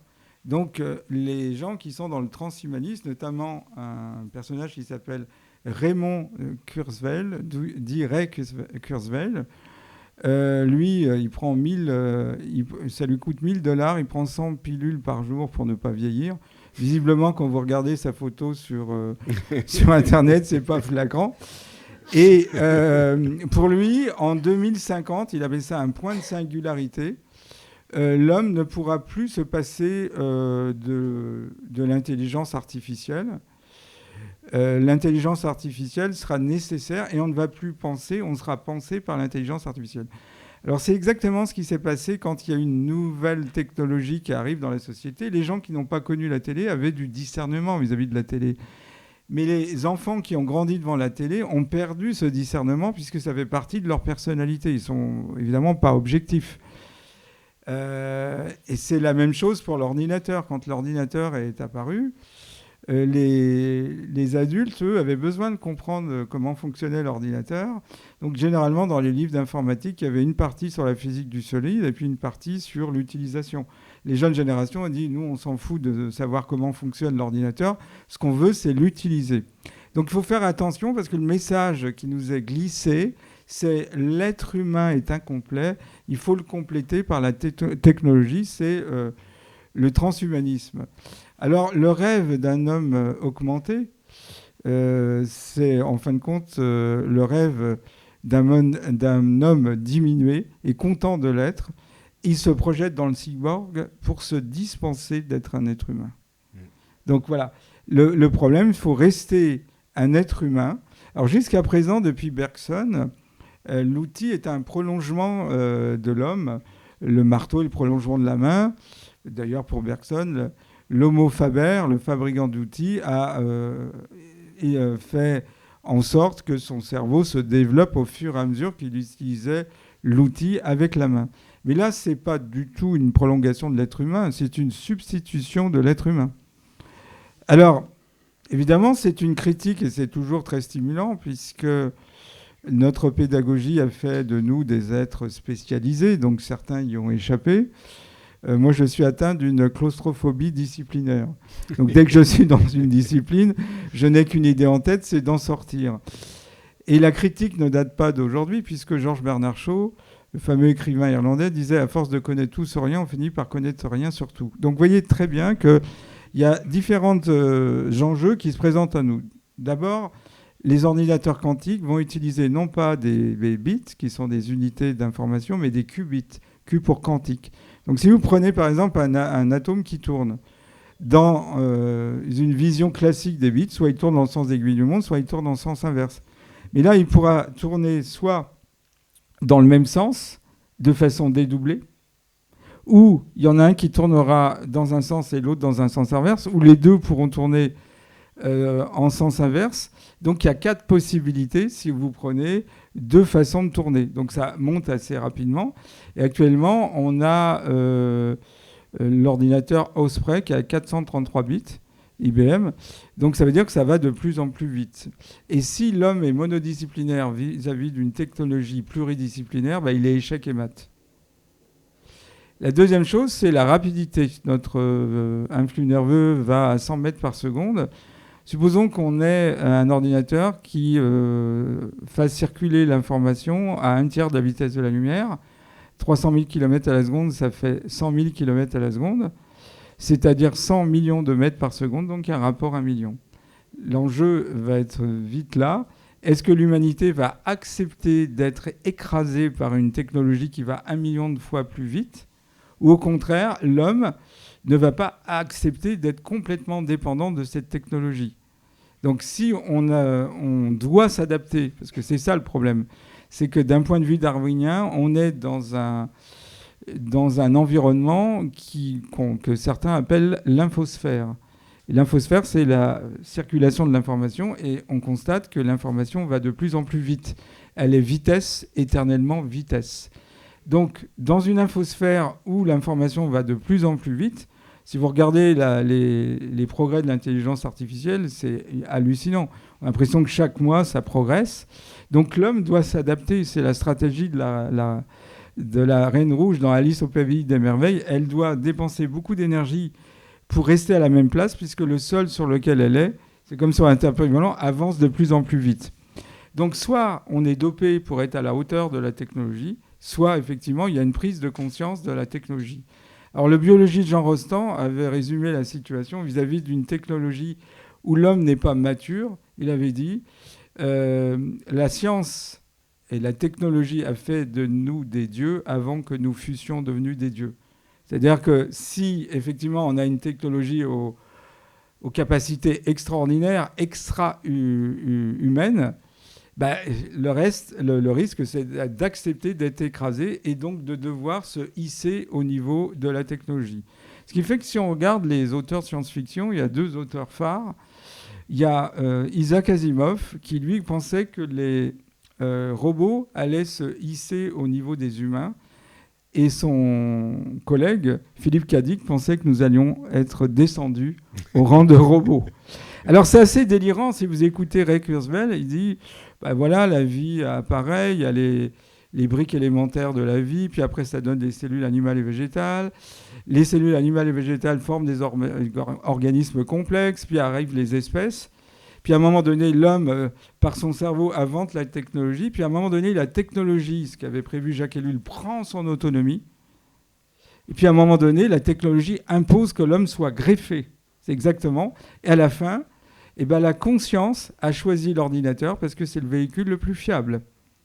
Donc les transhumanistes, d'ailleurs c'est pour ça qu'on parle de télécharger une conscience sur une clé USB, considèrent que le corps humain est un véhicule de conscience. Mais si on a mieux, ça sera un corps d'intelligence artificielle qui sera le nouveau support de cette conscience. Et l'être humain n'aurait été qu'une transition. Voilà. Alors cette technologie, Jacques Ellul a beaucoup réfléchi. D'ailleurs, c'est un auteur qui a eu souvent raison. Dans son ouvrage de 1955, la technique en jeu du XXe siècle, il montre que la technologie va prendre son indépendance. Et il faut se méfier parce qu'une technologie, quand elle part d'un domaine qui est souvent utilitaire, elle sort de ce domaine. Par exemple, si on prend le stylo jetable ou le Kleenex, c'est bien. Tout le monde va dire que c'est mieux que d'avoir une série de mouchoirs quand on est enrhumé. Mais ça donne l'homme jetable. C'est-à-dire qu'à un moment donné, si vous acceptez les objets connectables, vous devenez des hommes et des femmes connectables. La technologie n'est pas territorialisée, elle sort de son territoire. Et pour Jacques Ellul, dans la métamorphose du bourgeois, il se pose la question pourquoi avons-nous laissé carte blanche à la technologie ? Parce que l'homme ne veut pas s'avouer à lui-même et encore plus aux autres qu'il est en recherche d'une faculté de puissance. C'est tout le problème. Le transhumanisme nous met face à nos grands conflits, la mort. Et donc on nous promet l'éternité, la vieillesse, on nous promet d'avoir un allongement radical de la durée de vie sans maladie, voire même la suppression de la mort. Et c'est les problématiques existentielles premières de l'être humain. D'ailleurs, pour les transhumanistes, l'homme est faible puisqu'il a été battu par, on pense en particulier à Garry Kasparov en 1998, par le programme Deep Blue. Et puis, il y a Deepgo Lee Sedol, un Coréen du Sud qui a été battu, parce que c'est un art combinatoire. Vous avez à peu près 10 puissance 43 à 10 puissance 50 combinaisons des échecs. Si vous êtes dans le jeu de Go, c'est entre 10 puissance 172 et 10 puissance 762. Donc, il n'y a aucun être humain qui est capable d'avoir une rapidité et d'explorer toutes les combinaisons. Et puis, l'homme, il est, il est nul parce qu'il est mortel. Et puis, il y a cette notion qu'on retrouve à travers les adeptes du transhumanisme, de l'eugénisme. Il faut protéger l'humanité de cette espèce de décrépitude qui vient d'une fin de race. En particulier, en Europe, on est un peu là-dedans. On est en fin de race et on doit dégager. Alors, Julian Huxley disait la qualité et non la quantité est ce que nous devons viser et par conséquent, une politique concertée est nécessaire pour empêcher le flot croissant de population ne vienne submerger notre espoir d'un homme nouveau. Donc, Voilà. Alors, évidemment, je vais faire comme les Suisses, je suis neutre. J'essaye de regarder d'un côté le bon côté de la technologie et de l'autre le mauvais côté. Le mauvais côté, c'est un risque d'être déshumanisé. Le bon côté, c'est un formidable outil. Donc il faut garder sa position humaine vis-à-vis de ces technologies et ne pas être envahi. Alors maintenant, vous avez des gens, ils vont chercher sur l'intelligence artificielle comment faire une omelette. On trouve tout, quoi. Bientôt, comment jardiner, comment faire un enfant, voilà, comment préparer ses obstacles. Et vous voyez, au bout d'un moment, on devient dépendant de cette technologie. Regardez, par exemple, le GPS. Moi, j'ai remarqué que les gens ne connaissent plus même les rues qui sont proches de chez eux. Ils ont perdu la curiosité d'une vision spatiale et d'une connaissance spatiale. Alors, de temps en temps, j'essaye de tester. J'habite près de Lyon. Et je demande à un monsieur qui habite juste à côté de chez moi, vous connaissez la rue Orcel ? Il me répond non. Il habite juste à côté. Donc, il n'a que 50 mètres à faire parce que les gens considèrent que c'est inutile. Ouais. Ils ont déjà délégué au GPS, au portable, la nécessité d'avoir une vision spatiale et une connaissance spatiale. Donc c'est ça qui est l'éternel problème vis-à-vis de la technologie, c'est qu'elle est Janus. Elle sera toujours Janus. Il y aura toujours un bon côté et un mauvais côté. Mais j'ai envie de dire, si effectivement l'intelligence artificielle, le transhumanisme est en main des GAFAM, Netu et BATX, qui sont les géants du net, qui ne sont pas connus pour leur humanisme, n'allons-nous pas pencher du mauvais côté ? Alors je profite de ce qu'on a un spécialiste qui comprend l'intelligence artificielle à côté de moi pour te poser une question que moi je trouve lancinante. Je ne suis pas un robot. Pas encore. Ne te sous-estime pas. Et parce qu'on voit aussi que certaines personnes qui sont à l'avant-garde, notamment le grand ami de Liliane, Elon Musk, lui dit attention, on risque de perdre la maîtrise de l'intelligence artificielle et il y a des vrais dangers. Et dans la compréhension très limitée que je peux en avoir, au fond, ça pose la question de la volition et de la conscience. Est-ce qu'un système qui, pour l'instant, dans ce que j'en comprends, est computationnel et mimétique ? Mais est-ce qu'il est capable de volonté à un moment donné, ce qui a priori est la caractéristique des êtres biologiques et pas des êtres numériques ? Et est-ce qu'il pourrait, par hypothèse, parce que ce serait ça le cauchemar de science-fiction, se retourner contre son créateur, embarqué par ses propres logiques d'autopréservation ? En d'autres termes, est-ce que ces capacités de conscience et de volition qu'on voit chez les organismes peuvent exister uniquement en code informatique ? Ou bien est-ce que c'est précisément l'enracinement dans un corps et dans une histoire et dans une espèce qui permet que ces qualités émergent ? Qu'est-ce qu'on peut en dire raisonnablement aujourd'hui ?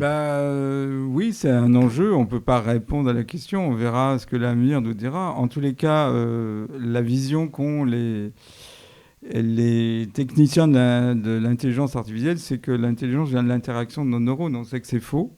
Il y a autre chose qui intervient. Ce n'est pas parce que vous avez modélisé un réseau neuronal que vous aurez une intelligence. Deux petites anecdotes. Oui, effectivement, il y a eu beaucoup de personnalités médiatiques, notamment Stephen Hawking, qui en décembre 2014 a fait un entretien auprès de la BBC. Vous avez Stuart Russell, qui est professeur d'intelligence artificielle. Vous avez également Max Tegmark, qui est un physicien. Ils ont tous dit que effectivement c'est dangereux parce que finalement on est en compétition avec la machine. Et le bon Laurent Alexandre nous dit que dans les prochains... Autre grand ami de Liliane. Voilà. Autre ami de Liliane. nous dit que dans les prochains entretiens d'embauche, la première question qu'on vous posera, que pouvez-vous apporter de plus par rapport à un robot, l'intelligence artificielle ? Alors, par exemple, il y a une application qui s'appelle WooBot, qui a été développée par une Américaine qui s'appelle Alison Darcy, où vous pouvez téléphoner à une intelligence artificielle qui va intégrer vos informations. Et les gens sont très contents parce qu'ils peuvent l'appeler à n'importe quelle heure. Si vous êtes un angoissé ou un dépressif, vous pouvez appeler l'application WooBot à 3h du matin, ça ne posera pas de problème. Puis elle est très gentille, comme disait Jean-Dominique. Voilà, vous n'avez pas le mouvement d'humeur du psychologue ou du psychiatre qui s'est engueulé la veille avec sa femme et qui arrive un peu irritable. Il est toujours très, respectueux, voilà. Alors j'ai vu un reportage, certains d'entre vous l'ont peut-être vu, où il y avait une femme qui s'appelle Saskia Bessinger. Elle a carrément 2 hommes. Elle a son intelligence artificielle qui s'appelle Woki et un compagnon. On lui demandait, elle disait, Woki, je trouve que c'est l'amant de cœur, mais on ne peut pas faire un pique-nique avec lui. Et alors, dans un congrès de psychanalyse, il y avait un psychanalyste qui racontait qu'il y a un de ses patients qui était persuadé que sa femme le trompait. Elle passait des heures au niveau de l'ordinateur et en fin de compte, il s'est rendu compte que c'était une intelligence artificielle. Il m'a dit, mais elle m'a trompé. Et l'intelligence artificielle finit par mieux connaître les personnes que la personne qui vit avec vous. Alors, on a maintenant des logiciels qui analysent vos mimiques. On sait que si vous mimez faussement une émotion, une tristesse, on peut analyser les expressions du visage et c'est quasiment un super expert que vous avez. Donc, c'est vrai que l'intelligence a tendance artificielle à se substituer à certains métiers. Je pense que dans quelques années, peut-être qu'il n'y aura plus de professeurs à l'université. On demandera à l'élève, voulez-vous un enseignant de telle couleur? Est-ce que vous le voulez jeune, avec un accent amusant, etc., etc. Le problème, c'est qu'on est quasiment en compétition. Alors, les gens de notre génération, on est soumis à ce qu'on appelle la vallée dérangeante. C'est-à-dire que plus un robot ressemble à l'être humain, plus il y a une méfiance. C'est pour ça que les robots sont chauves, ils ne sont pas habillés de chair. Mais peut-être que dans les prochaines générations, il y aura une espèce d'attrait avec un ordinateur qui aura une allure humaine. Vous avez... au Japon, c'est assez avancé. On a des avatars. Donc, vous avez des... Comme l'Occident connaît beaucoup de solitude, notamment les femmes vivent seules ou les hommes vivent seuls, le robot sera un compagnon parfait. Il analyse que votre voix, c'est les mots qu'il faut vous donner, etc. Donc il y a un risque, c'est vrai qu'il y a un risque, mais le risque dépendra de nous, c'est-à-dire jusqu'à quel point on va faire rentrer les robots et l'intelligence artificielle dans nos vies. Merci. Alors moi je suis chauve, mais je précise, je ne suis pas un robot non plus. Et puis je pense que cette réflexion qui est en cours, c'est un chantier qui s'est ouvert dans lequel nous sommes tous plongés, parce que ça va beaucoup plus vite. Pendant longtemps, l'intelligence artificielle a été tellement mauvaise. Vous lui demandiez de pondre une phrase, c'était digne d'un enfant de 7 ans qui a une langue maternelle étrangère. Mais aujourd'hui, ça devient vraiment hyper performant avec ce fameux test de Turing qui est réussi. C'est-à-dire qu'aujourd'hui, on ne peut plus dire si un texte a été écrit par un être humain ou une machine. Il peut même copier des poèmes ou des écritures de paroles de chansons, etc. Donc on est dans cette impossibilité de discerner quelle est la provenance. Toutefois, je continue à voir, et j'espère ne pas me tromper, souvent j'espère me tromper, mais pas là, au fond, le fantasme ultime de la modernité finissante. Parce que cette idée qu'on pourrait en quelque sorte formaliser de manière finie ce qu'il y a à comprendre sur quelque chose, et notamment qui apporterait une solution à la finitude, c'est le fantasme moderne par essence. Tu parlais de l'embauche. J'ai souvenir d'un livre écrit par un type qui a été responsable des ressources humaines chez Lombardier pendant longtemps, qui était un ancien moine défroqué qui est devenu... et qui disait, quand en tant que responsable de l'embauche des collaborateurs, vous faites tout juste, vous avez fait tout faux. Parce qu'en fait, vous avez posé toutes les bonnes questions, vous avez engagé le candidat qui a le mieux répondu à toutes vos questions, mais vous êtes passé à côté de la petite musique de l'être. Et quand on est pris dans un rôle avec tous ces questionnaires très rationnels qui donnent une impression de maîtriser, il faut savoir notamment que tous ces systèmes psychométriques, vous savez, évaluation de la personnalité, le Big Five, etc., c'est de la bullshit absolue. Ça donne une impression de savoir, alors qu'en réalité, ça fait passer à côté de la vie. Et donc, lui, ce qu'il disait, c'est sortez en tant qu'embaucheur. Si votre responsabilité, c'est de trouver des bons collaborateurs pour une entreprise, faites totalement l'inverse. Essayez de voir à qui vous avez affaire. Laissez votre intuition se manifester, parce qu'a priori, si vous avez choisi ce métier-là, c'est que vous en avez. Et là, peut-être que vous engagerez le candidat qui, si on avait appliqué les barèmes, aurait été rejeté d'emblée, mais qui, en réalité, s'avérera être le meilleur. Alors, ça ne veut pas dire que les systèmes sémiologiques soient totalement achetés. D'ailleurs, le big data a une lucidité ou une compréhension de nous-mêmes qui est assez flippante. Mais au fond, je pense que toute la discussion qu'on a eue et ce moment charnière de notre évolution pose la question de la condition humaine et de l'âme. Parce que la condition humaine, c'est une condition tragique. Parce que nous sommes mortels et il n'y a pas de solution à ça. Et le tragique, c'est le mode de notre tradition occidentale, jusqu'à la modernité. La modernité, elle passe dans un mode dramatique. Il y a des problèmes, mais il faut trouver des solutions, il faut les résoudre. Et d'ailleurs, moi qui ai beaucoup pratiqué les dynamiques institutionnelles, j'adore cet adage des systémiciens qui dit « la solution est le problème ». Dans cette logique-là, on produit des solutions qui sont à peu près invariablement plus génératrice de désordre et de dysfonctionnement que le problème qu'on avait au départ. Donc toutes les réformes débouchent sur bien pire, parce qu'elles n'ont pas intégré la dimension organique du vivant.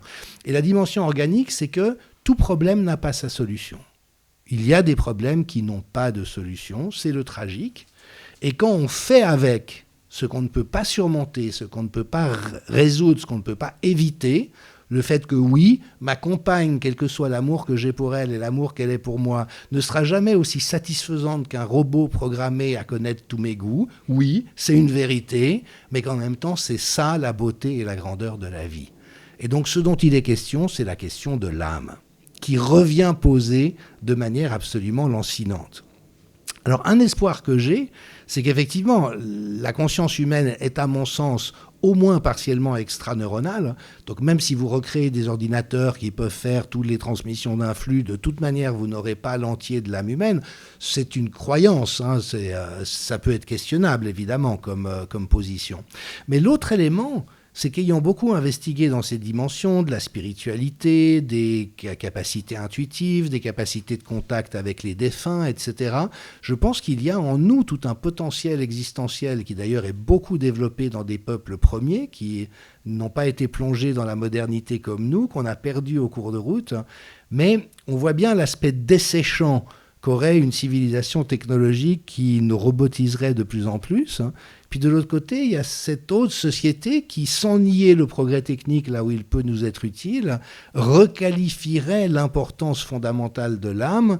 Et ça décide le modèle de la postmodernité proposé par Maffezoli. C'est-à-dire qu'on a tous les avantages techniques, mais en ayant le socle de la tradition et celui qui nous rappelle le tragique de la vie et que ce tragique est beau et grand. Et que finalement, le sel de la vie en découle aussi. C'est là où, en ce qui me concerne, le fantasme transhumaniste me glace. Vous voyez, il y a une très belle phrase de Ramu qui dit « C'est parce que tout doit finir que tout est si beau ». Si les choses n'avaient pas cette finitude, elles n'auraient pas cette saveur. Donc on peut essayer de verrouiller les choses, de ne jamais vieillir, de rester toujours le même. Horreur! Je suis tellement plus heureux à mon âge que je l'étais à 40 ou à 20 que figer la réalité de mon être à un moment du passé est une hérésie. Mais on voit bien le côté extrêmement mortifère de cette réalité. Alors je termine avec une dernière étude que je viens de voir paraître et qui m'a énormément intéressé. En neurosciences, une équipe de Toronto a observé que chez des personnes qui avaient eu notamment certains types d'AVC touchant certaines parties du cerveau, il semblait que les capacités télépathiques étaient très développées. Et ils ont essayé une expérience sur des sujets normaux avec de la stimulation magnétique transcrânienne qui permet en quelque sorte d'anesthésier la même partie du cerveau chez des sujets normaux et ils ont vu leurs compétences télépathiques augmenter de manière significative lorsque cette impulsion était donnée. Et au fond, ce que ça suggère, mais ça on le sait déjà nous, c'est que le cerveau, notre âme, notre conscience est capable de bien plus de choses que ce dont notre société nous a convaincus et qu'au fond, il ne s'agit même pas tellement d'acquérir des choses qui seraient désirables, mais de lever les freins qui nous empêchent d'être dans ce plus de vie, dans cette abondance de vie, dans cette vie en surabondance.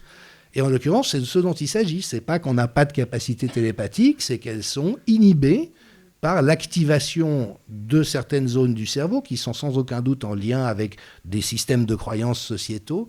Et donc, au fond, pour moi, le bel endroit où cette aventure nous met, c'est celui qu'au fond, nous ne survivrons en tant qu'espèce que si nous nous humanisons à la vraie mesure de notre humanité. Et là, effectivement, les neurosciences nous confirment que lorsqu'une personne a été nourrie de choses bonnes, justes, belles et qui font du bien, apparaissent des capacités d'altruisme qui transparaissent, par exemple, dans l'expérience du portefeuille perdu. Vous savez que ça a été testé dans beaucoup de pays différents. On crée un petit test, on met un portefeuille avec de l'argent et une adresse au sol, et puis on voit quelle est la proportion de gens qui rapportent le portefeuille au poste de police ou qui appellent la personne. C'est une majorité dans toutes les cultures. Il y a des cultures où c'est plus élevé que d'autres. On sait que quand on dépense 100 € pour faire plaisir à quelqu'un qu'on aime, on en retire plus de satisfaction que si on les dépense pour soi, que si on donne 1 € à un SDF dans la rue, on se fait du bien à soi-même, que si on prie pour des personnes qui sont malades, ça leur fait du bien, mais ça nous fait surtout du bien à nous. Et donc, je me dis que ce goulet d'étranglement dans lequel nous passons, c'est aussi celui où nous sommes au pied du mur de réintégrer la nature réelle du projet humain, sa beauté et sa grandeur avec ses limites. Parce que oui, nous sommes des êtres faillibles, limités et très imparfaits, mais en même temps, ce n'est pas en étant dans un fantasme de perfection sur une base technique et moderne que nous compenserons ça. C'est dans le fait de grandir ensemble dans cette réalité et de nous épauler les uns les autres là où nous sommes tous en difficulté à certains endroits. Oui, le transhumanisme et l'intelligence artificielle va nous amener à chercher les dimensions que nous n'avons pas utilisées, nos pouvoirs. Et d'ailleurs, l'intuition, vous voyez... puisque ces systèmes ne sont pas intuitifs pour l'instant, ce sont simplement des grosses données, des super moteurs de recherche qui sont dans un savoir déterritorialisé. Donc je pense que, je vous ai déjà cité Hölderlin, là où le danger croit, le moyen pour combattre ce danger croit également, c'est nous qui allons développer des qualités que l'ordinateur n'aura pas, l'intuition, la spiritualité, tout un tas de dimensions qui jusqu'à présent ne sont pas présents. Donc c'est plutôt une bonne chose parce que c'est une contrainte qui nous amène à faire différent. Encore faut-il vouloir garder notre humaine nature. C'est pour ça que je vous dis le positionnement vis-à-vis de ces technologies nous permettra d'avoir un complément. On peut très bien envisager un monde où l'intuition est privilégiée par rapport à l'analyse. D'ailleurs, c'est ce qui commence à arriver de plus en plus. Les dirigeants d'entreprise doivent être choisis en fonction de leur qualité intuitive que leur qualité analytique. L'analyse était une qualité qui marchait bien au 19e et une bonne partie du 20e, mais au 21e siècle, non. C'est l'intuition. Le monde va tellement vite que c'est souvent l'intuition, l'anticipation, la prémonition. Pour l'instant, les transhumanistes sont très matérialistes. Ils considèrent que l'intelligence, la conscience, l'âme résulte d'une interaction entre les neurones. Or, ça ne marche pas. On n'a jamais pu localiser la conscience et déterritorialiser.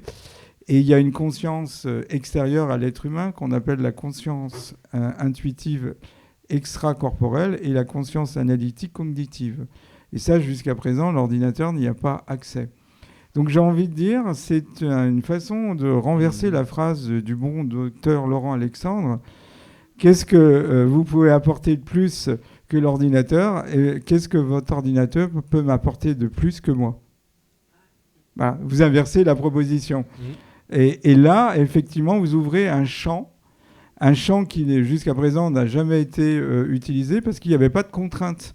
Là, la contrainte, elle est là. Vous êtes en compétition avec des robots et des intelligences artificielles. À nous d'aller chercher à l'intérieur de nous cette dimension. Le mathématicien John von Neumann, un des grands scientifiques du XXe siècle, disait que notre cerveau est utilisé d'un facteur 1/3 milliardième. Donc ça veut dire qu'on peut vraiment le doper. Mais le doper sans puce. Et effectivement, on s'aperçoit qu'il y a un phénomène de compensation. Quand vous avez fait un AVC, il y a plein de phénomènes qui se mettent en place de compensation. vous avez un accident, l'aire de Broca est touchée, vous avez d'autres aires qui viennent compenser. Donc il faut considérer que vous avez une contrainte, à nous de la dépasser, et je pense qu'en la dépassant, on gagnera plus en humanité. Ceux qui choisiront le transhumanisme seront des infra-humains, et ceux qui refuseront le transhumanisme seront des surhumains. Voilà. Bien, merci. Peut-être pourriez-vous nous en dire un petit peu plus sur une piste qui est réjouissante, qui est la manière d'aller vers le supra-humain, vers la conscience, vers l'intuition, plutôt que vers la machine et la fusion homme-machine, quoi. Oui, alors il y a une école intéressante qui s'est développée en Colombie-Britannique qu'on appelle l'école des loups. Et c'est basé sur l'enseignement des aborigènes australiens. En France, ça a été importé, si je puis dire, par une ancienne cadre qui a pris une année sabbatique suite à un burn-out, Cecil Follower.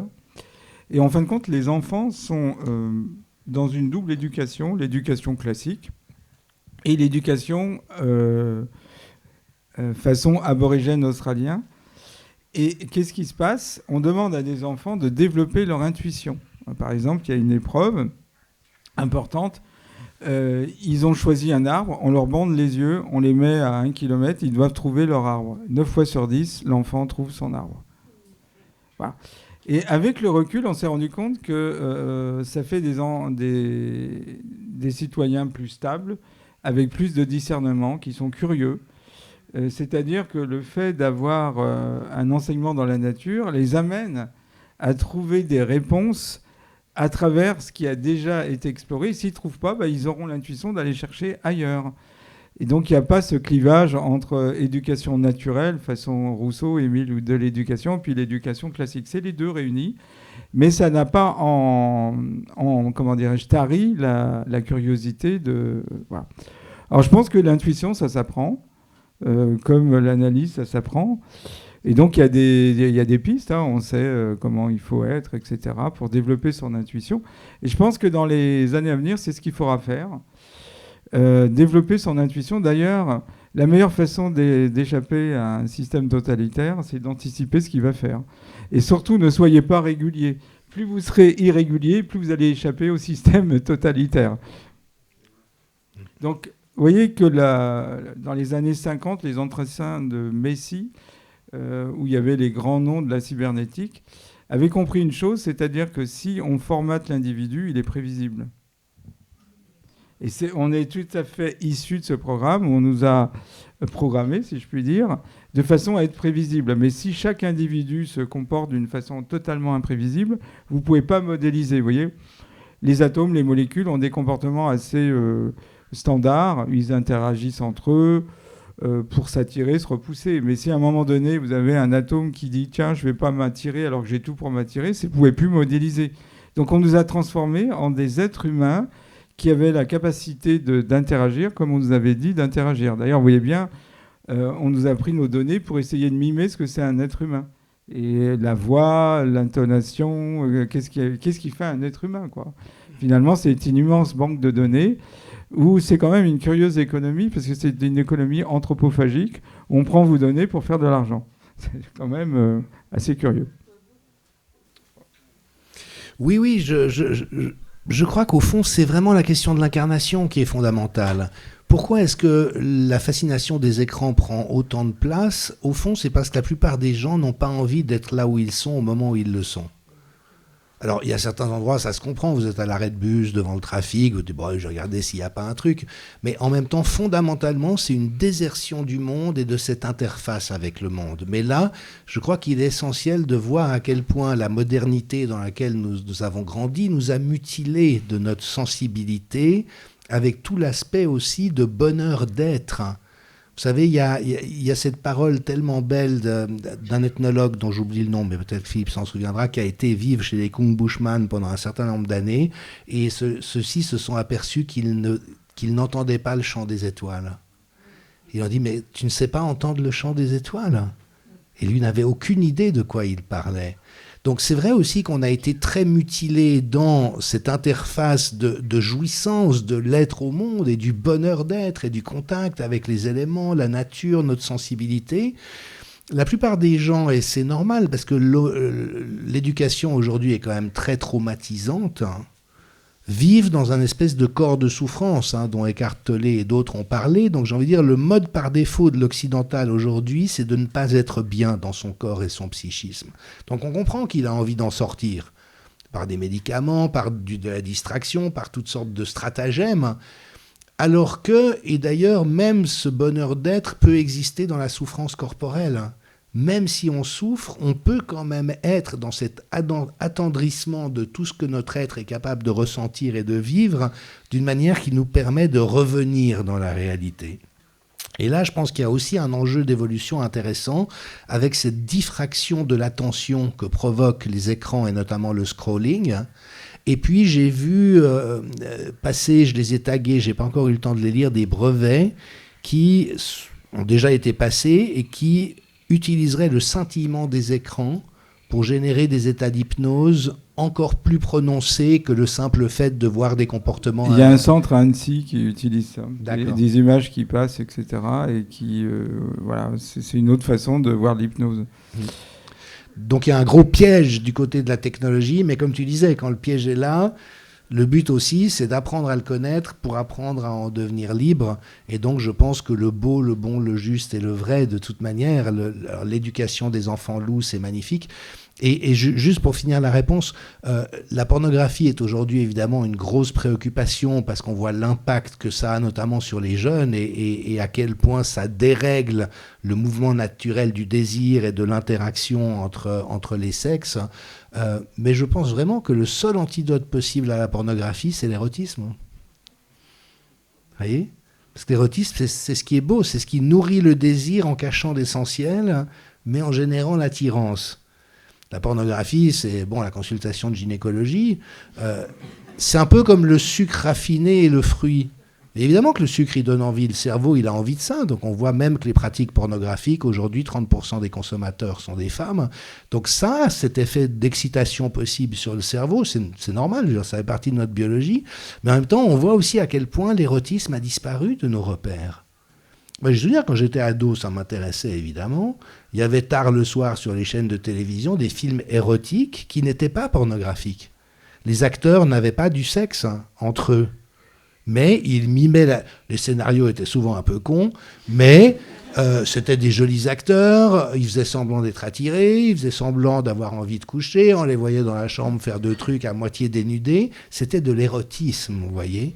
Et c'est extraordinaire de voir comment tout ça a été éliminé, donc je pense que c'est par la gourmandise, par le bonheur d'être dans toutes ces déclinaisons que nous pouvons contrer ces trucs, parce que une fois que vous avez bouffé du sucre blanc à la petite cuillère, le jour où vous mangez une pêche de vigne, il n'y a quand même pas photo. Donc voilà, c'est aussi être les gardiens de ce qui est bon et puis le défendre et lui donner de la place dans l'univers extérieur. Parce que Hélène Stroll, l'épouse de Michel Maffezoli, a écrit un livre intéressant.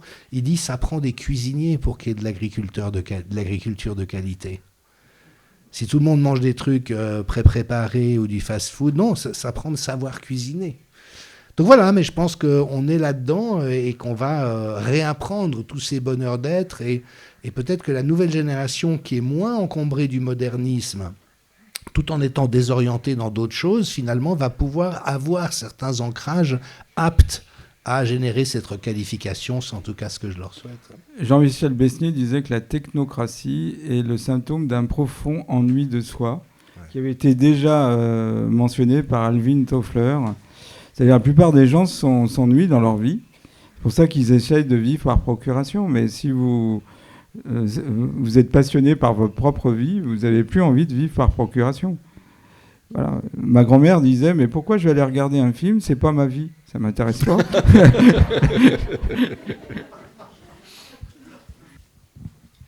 Avec mes petits camarades de jeu avant que vous n'arriviez, on se demandait, le sujet était, est-ce que l'intelligence artificielle en partant de l'idée donc qu'elle ne serait pas capable d'acquérir une conscience et continuerait à se perfectionner uniquement sur un plan algorithmique, serait capable, par simple logique algorithmique, de réparer le monde. Ça, c'est un peu le fantasme du transhumanisme, c'est-à-dire que l'intelligence artificielle réglerait les problèmes qu'elle a créés elle-même. Alors, je ne dis pas que c'est impossible. Ça fait partie de la première loi de l'auteur de science-fiction, Arthur C. Clarke. Lorsqu'un scientifique élégant et au temps plus grise vous dit qu'une chose est possible, il a probablement raison. Quand il vous dit qu'une chose n'est pas possible, il a très souvent tort. Donc je ne vais pas rentrer dans le même écueil. C'est possible, mais à ce moment-là, il y aura toujours une spécificité de l'être humain. Sinon, vous êtes dans, je vais reprendre Laurent Alexandre qui dit qu'il n'y a pas de différence entre une molécule de synthèse et une molécule vivante. Si vous avez un peu de sensibilité énergétique, il y a une différence entre une molécule qui est fabriquée dans une plante et une molécule fabriquée en éprouvette. Il a été jusqu'à dire que faire l'amour dans un lit virtuel avec une femme imaginaire, c'est la même chose que dans la vie quotidienne. Je pense que ce monsieur devrait prendre quelques cours, parce que ce n'est pas vraiment la même chose. Et dans le débat érotisme et pornographie, c'est l'hyper-réalité, c'est-à-dire que le but, c'est d'avoir les sensations par le biais du cerveau, ce qui n'est pas du tout la même chose que d'avoir les sensations par rapport à un être de chair.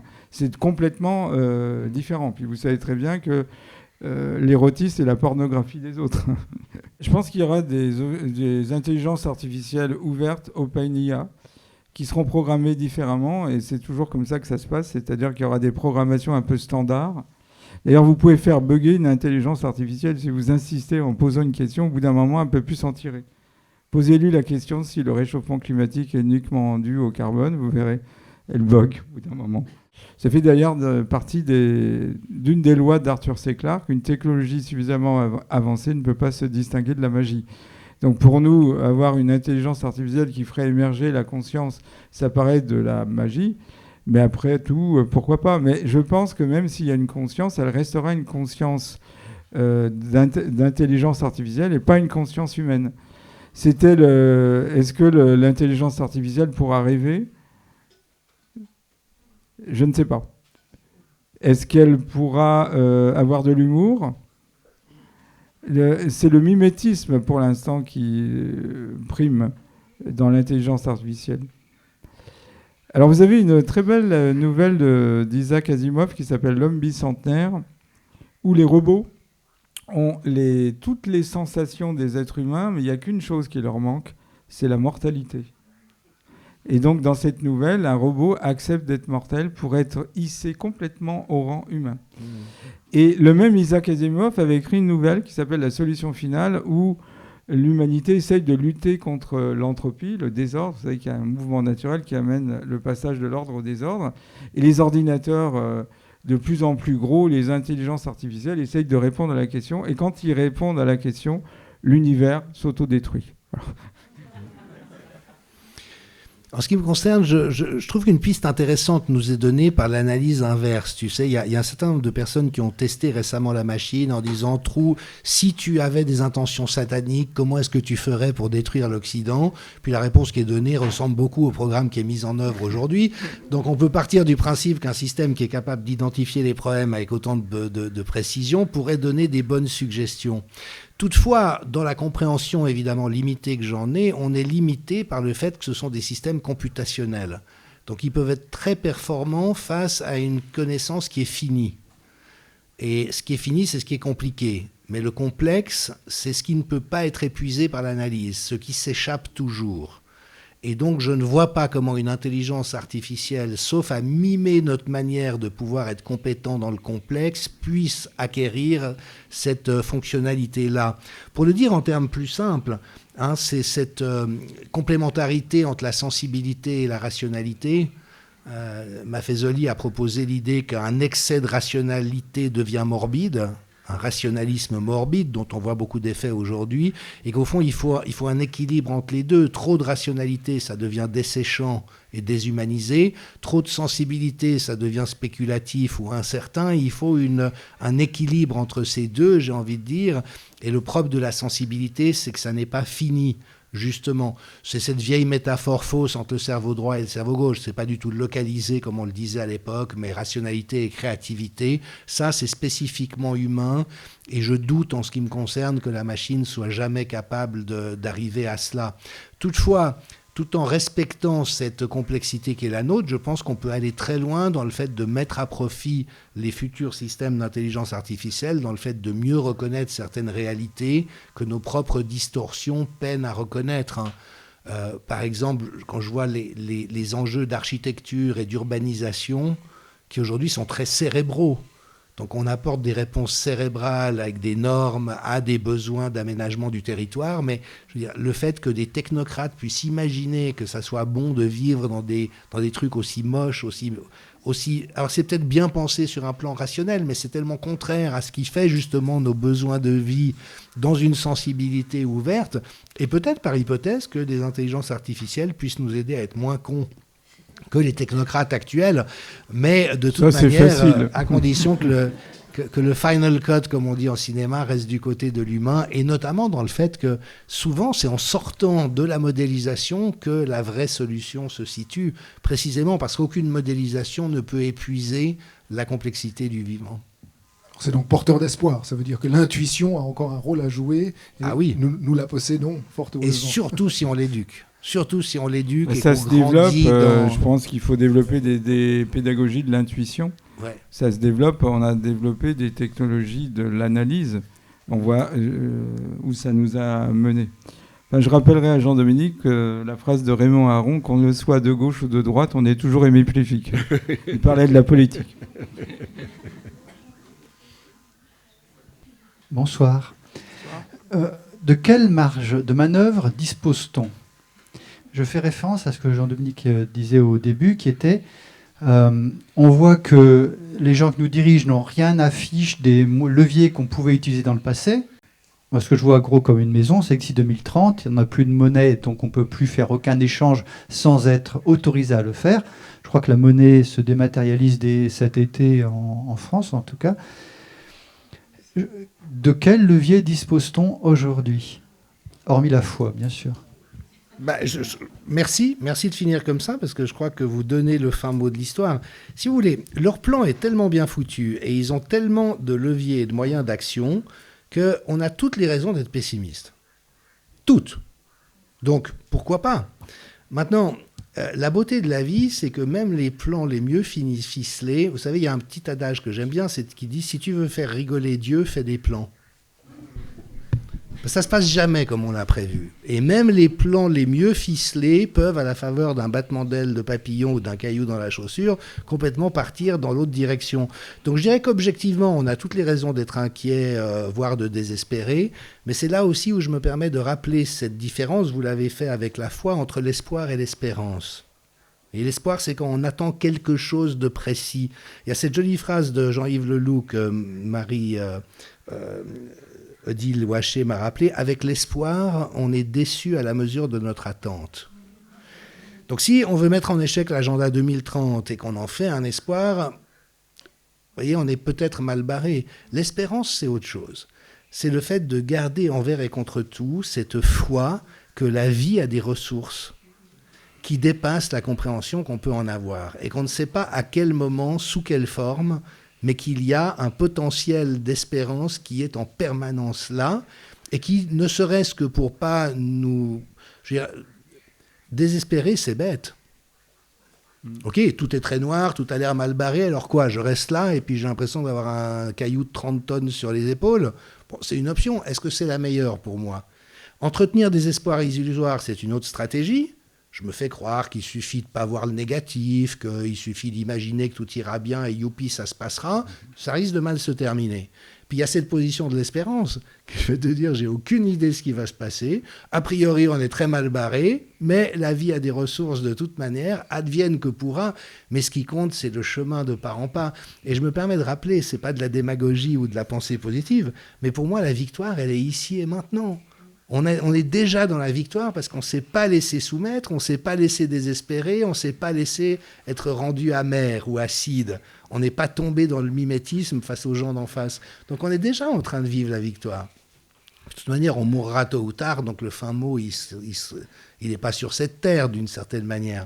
Donc voilà, mais je suis d'accord, concrètement, il y a beaucoup de lieux, il y a tout lieu d'être inquiet. Toutefois, même avec les meilleurs plans du monde, ça risque de leur péter à la figure, c'est ce que j'espère, et attendons. Quand tout est désespéré, il est beau d'être optimiste, déjà. Comme disait Jean Rostand, c'est la nuit qu'il est beau de croire en la lumière. Et la deuxième chose, c'est que nos émotions nous connectent à d'autres dimensions que la physique théorique étudie, et donc être en chambre haute, c'est nécessaire pour déjouer leurs plans. Alors, si on regarde... Ici, ils sont les maîtres de la matière. C'est le pot de fer. Mais nous avons une dimension supplémentaire qu'ils n'ont pas. Et c'est là leur talon d'Achille. Et c'est pour ça qu'ils essayent de détruire la religion, la spiritualité, etc. et de nous mettre en chambre basse. À chaque fois que vous arrivez à contacter une énergie haute, eh ben c'est une potentialité pour que ça ne se passe pas dans leur direction. Merci.